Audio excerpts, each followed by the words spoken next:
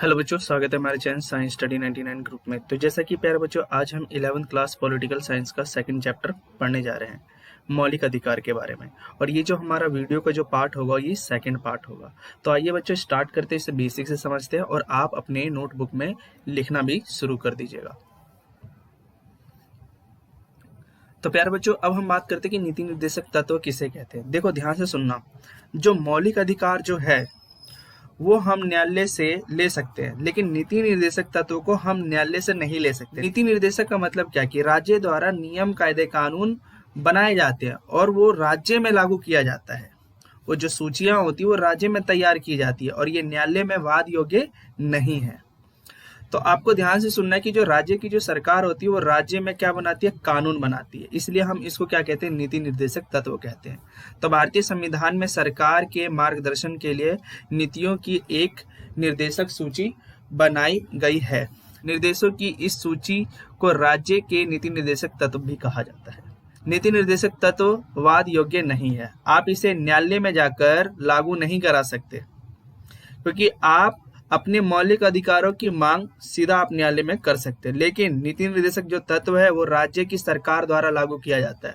आप उनके ऊपर प्रेशराइज नहीं कर सकते, अर्थात उन्हें बल प्रयोग न्यायालय द्वारा लागू नहीं कराया जा सकता। इन्हें लागू करना सरकार का कर्तव्य होता है। अब यहाँ पे प्यारे बच्चों, हम बात करते हैं कि जो यहाँ पे जो लागू करने की बात हो रही है, कौन करेगा, सरकार करेगा। सरकार का कर्तव्य बनता है। जैसे हम बात करते हैं कि राज्य के अंतर्गत देखा जाए तो जनता भी आवाज लगा सकते हैं कि हमारे राज्य के अंदर पेंशन की सुविधा आनी चाहिए, गौ पशुपालन की सुविधाएं आनी चाहिए। तो ये सब चीजें क्या है कि राज्य के जो नागरिक हैं वो बोल सकते हैं, वो ये कह सकते हैं कि आप कानून लाओ, बनाओ। और सरकार भी क्या कर सकती है कि कानून बना सकती है, कानूनों को लागू भी कर सकती है। सरकार को उन्हें लागू करने का प्रयास करना चाहिए। कुछ नीति निर्देशक तत्वों को सरकार ने समय समय पर लागू भी किया है। तो जैसा कि हम बात करें प्यारे बच्चों की जमींदारी उन्मूलन, बैंकों का राष्ट्रीयकरण, लघु कुटीर उद्योग का प्रोत्साहन आदि, इससे गरीबी, बेरोजगार में कमी आई तथा विकास को और ज्यादा बढ़ावा मिलता है। यानी हम नीति निर्देशक तत्व को अपनाते तो हमें क्या मिलता है, जमींदारी उन्मूलन, बैंकों का राष्ट्रीयकरण, लघु कुटीर उद्योग का प्रोत्साहन आदि। जैसे हम बात कर रहे हैं कि गरीबी, बेरोजगारी में कमी आ जाती है और विकास को सबसे ज्यादा बढ़ावा मिलता है। तो प्यारे बच्चों, मैं आपको क्लियर कर देता हूँ कि जमींदारी उन्मूलन प्रथा क्या है। तो आपको याद रखना है कि यहाँ पे क्या बताया जा रहा है कि बड़े बड़े जो जमींदार होते हैं किसानों से ना धोखे से जमीन ले लेते हैं, ठीक है। इसके बाद अगर देखा जाए तो 1956 में चौधरी चरण सिंह की प्रेरणा से ही जमींदारी उन्मूलन एक्ट में यह संशोधन कर दिया गया कि कोई भी किसान अपनी भूमि से वंचित नहीं होगा, जिसका किसी भी रूप से जमीन पर कब्जा नहीं होगा। उसी को क्या बोलते हैं प्यारे बच्चों, तो जमींदारी उन्मूलन व्यवस्था कहते हैं।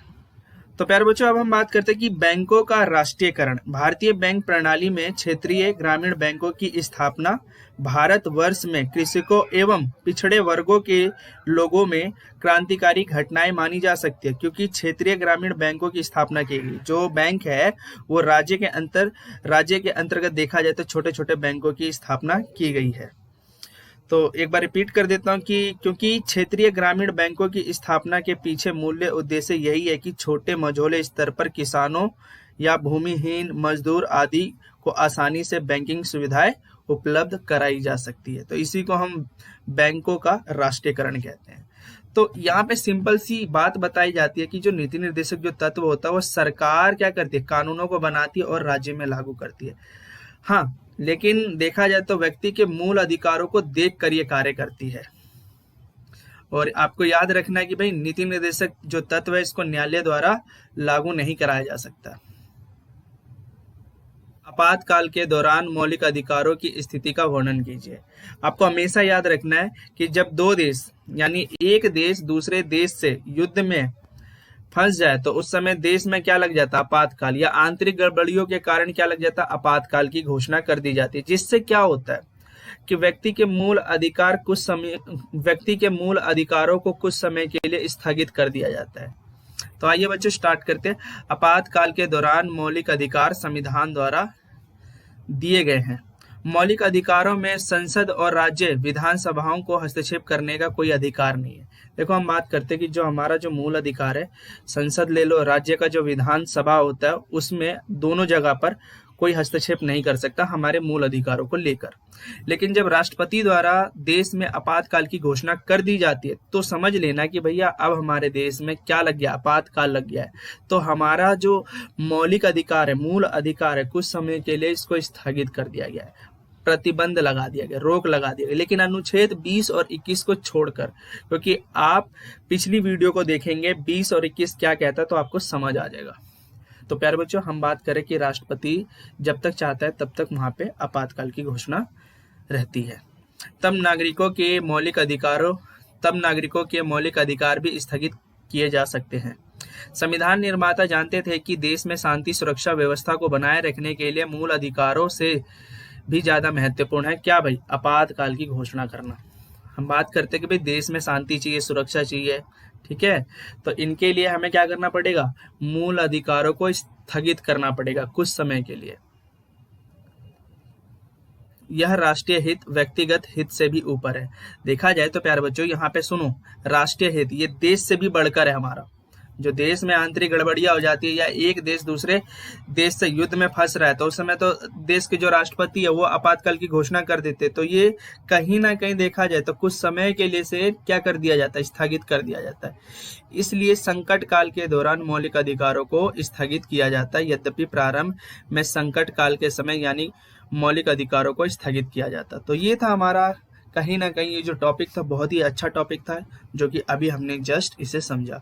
लेकिन यहाँ ध्यान देना प्यारे बच्चों कि संविधान के 44वें अधिनियम 1978 के द्वारा ये व्यवस्था कर दी गई कि अनुच्छेद 20 और 21 में दी गई स्वतंत्रताओं को आपातकाल के दौरान भी स्थगित नहीं किया जा सकता है। तो प्यारे बच्चों, जैसा कि मैंने आपको पढ़ा रखा कि अनुच्छेद 20 और 21 क्या कहता है।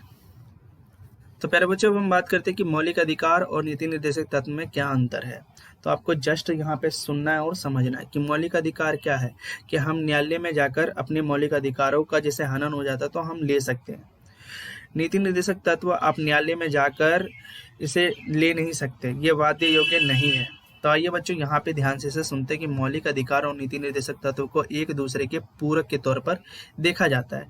जहाँ मौलिक अधिकारों के कारण सरकार कुछ कार्य करती है तो उसके ऊपर प्रतिबंध लगा देती है, वहीं नीति निर्देशक तत्व सरकार को कुछ कार्य करने की प्रेरणा देती है।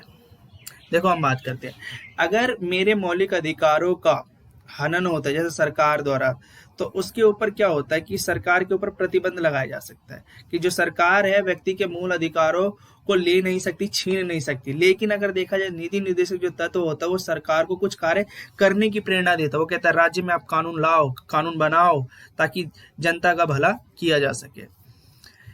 इस प्रकार मौलिक अधिकार और नीति निर्देशक तत्व में कई अंतर पाए जाते हैं, जिससे हम निम्न प्रकार से समझ सकते हैं। नीति निर्देशक तत्व सरकार के लिए है, जबकि मौलिक अधिकार अगर देखा जाए तो किसके लिए, नागरिकों के लिए। और नीति निर्देशक तत्व पर कोई सीमा नहीं है, जबकि मौलिक अधिकारों पर कई सीमाएं लगाई गई है। अभी जस्ट आपको मैंने बताया था कि आपातकाल के दौरान व्यक्ति के मूल अधिकारों को स्थगित कर दिया जाता है, लेकिन अगर देखा जाए तो नीति निर्देशक तत्व को न्यायालय द्वारा लागू नहीं करवाया जा सकता, जबकि मौलिक अधिकारों को न्यायालय द्वारा लागू करवाया जा सकता है। कि अगर आपके मौलिक अधिकारों का हनन होता तो आप सीधा कहाँ जाएंगे, न्यायालय जाएंगे। तो यहाँ हम बात करते हैं कि नीति निर्देशक तत्व समाज के हित के लिए जरूरी है। देखो हम बात करते हैं नीति निर्देशक जो तत्व है वो समाज के हित के लिए तो जरूरी है, लेकिन लोक कल्याण के लिए जरूरी है। जबकि मौलिक अधिकार व्यक्ति के हित के लिए सबसे ज्यादा महत्वपूर्ण है, क्योंकि अगर व्यक्ति के मूल अधिकार ही खत्म हो जाएंगे तो व्यक्ति का जीवन जो है ना वो कठिन हो जाएगा। इसलिए अगर देखा जाए तो मौलिक अधिकार सबसे ज्यादा इंपॉर्टेंट है व्यक्तियों के लिए। इस प्रकार मौलिक अधिकार और नीति निर्देशक तत्व में कई अंतर पाए जाते हैं। कभी कभी तो दोनों में विरोध की स्थिति पैदा हो जाती है। सरकार अगर देखा जाए तो किसी भी राज्य में कानून व्यवस्था को बनाए रखने के लिए कोई ना कोई नियम कायदे कानून लाती है, लेकिन व्यक्ति के मूल अधिकारों को देखते हुए भी उसे लाना चाहिए। इसलिए दोनों के बीच में ना कई बार ना विरोध उत्पन्न हो जाता है। जैसे जब सरकार नीति निर्देशक तत्वों को लागू करने का प्रयास करती है तो इस कारण मौलिक अधिकार को भी सीमित करना पड़ सकता है। उदाहरण के लिए एक अच्छा सा उदाहरण है हमारे पास कि संपत्ति के अधिकार, अनुच्छेद 31 को मौलिक अधिकारों की सूची से इसे निकाल दिया गया था और इस कारण न्यायपालिका तथा सरकार में भी तनाव पैदा हो जाता है, क्योंकि न्यायपालिका का मानना था कि मौलिक अधिकार बेहद महत्वपूर्ण है और पावन है, इसलिए नीति निर्देशक तत्वों को लागू करने के लिए भी उन्हें सीमित नहीं किया जा सकता। लेकिन सरकार का मानना है कि वही नीति निर्देशक तत्व के सिद्धांतों को लागू करने के लिए मौलिक अधिकारों को सीमित करना पड़ेगा। देखो यहाँ पे हमेशा कहीं ना कहीं विरोधाभास तो पैदा होती रहती है कि व्यक्ति के मूल अधिकारों को थोड़ा सा सीमित करना पड़ेगा, लेकिन व्यक्ति के मूल अधिकारों को सीमित नहीं किया जा सकता, क्योंकि जो उनको संविधान द्वारा राइट्स मिल गया है वो उन्हीं राइट्स के अकॉर्डिंग अपना जीवन यापन करते हैं। तो कहीं ना कहीं सरकार को यहाँ दबना पड़ता है और उन कानूनों को समझना पड़ता है, फिर जाके क्या करते हैं, उन कानूनों को लागू करते हैं उन्हीं के हिसाब से। तो प्यारे बच्चों, जैसा कि आज का जो टॉपिक था ये हमारा बिल्कुल खत्म हो चुका है। अब हम नेक्स्ट वीडियो में मिलेंगे। उससे पहले आप लोगों ने हमारे चैनल को सब्सक्राइब नहीं करा तो प्लीज इसे सब्सक्राइब कर दीजिएगा, बेल आइकन को क्लिक कीजिए और देखा जाए तो आप कमेंट भी करके हमें बताइएगा। तो प्यारे बच्चों, हम नेक्स्ट वीडियो में मिलते हैं।